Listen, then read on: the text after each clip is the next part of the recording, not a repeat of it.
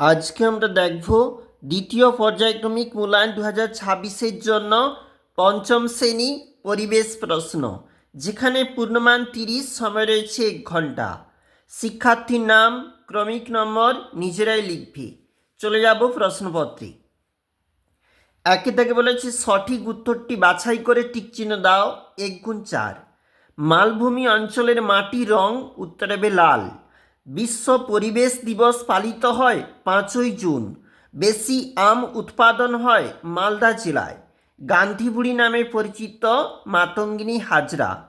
এরপর বলেছে শব্দজুড়ি থেকে শব্দ নিয়ে শূন্যস্থানে তোমাকে বসাতে হবে। এইখানে শব্দজুড়ি থাকতে শব্দ রয়েছে, এইখানে বসাতে হবে, রয়েছে কিন্তু 4 নাম্বার। পোড়ামাটির কাজের জন্য বিখ্যাত বাঁকুড়া জেলা। একটি লুপ্তপ্রায় মাছ হলো শোল। সীতাভোগ ও মিহিদানা পাওয়া যায় বর্ধমান জেলায়। নোনা জলের মাছ হলো ইলিশ। এরপর বলেছে ডান দিক বাম দিক মিল করো। 1 × 4।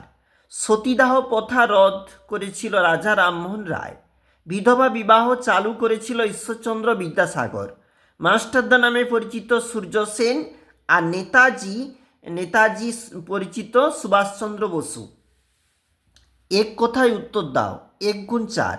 বঙ্গভঙ্গ কত সালে হয়? 1905 খ্রিস্টাব্দে।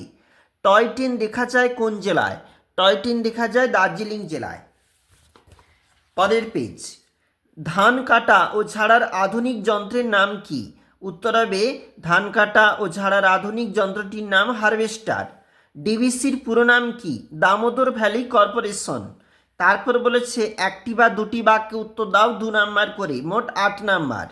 নিত্যবহ নদী কাকে বলে? যে নদীতে সারা বছর জল থাকে, বরফ গোলার জলে পুষ্ট বয়ে চলে, তাকে বলা হয় নিত্যবহ নদী। উদাহরণ গঙ্গা। 2 জন বাঙালি বিজ্ঞানীর নাম লেখো। জগদীশচন্দ্র বসু আর হচ্ছে প্রফুল্লচন্দ্র রায়, 2 জন হচ্ছে বাঙালি বিজ্ঞানী। বেশি রাসায়নিক কীটনাশক ব্যবহারের ফলে হারিয়ে যেতে পারে এমন 2টি বন্ধু পোকার নাম লেখো। এমন 2টি বন্ধু পোকা হচ্ছে মৌমাছি আর হচ্ছে প্রজাপতি। ভেড়িতে চাষ হয় এমন কয়েকটি মাছের নাম লেখো। ভেটকি, গলদা চিংড়ি, যেগুলা কিন্তু ভেড়িতে চাষ হয়। দেখো, যে কোনো 3টি প্রশ্নের উত্তর দাও। 2 × 3। নদীমাতৃক সভ্যতা সম্পর্কে যা জানো লেখো। এছাড়াও প্রশ্ন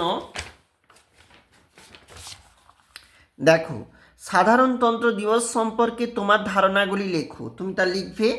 আবার বলেছে সবুজ বিপ্লব সম্বন্ধে তুমি কি জানো তা লেখো।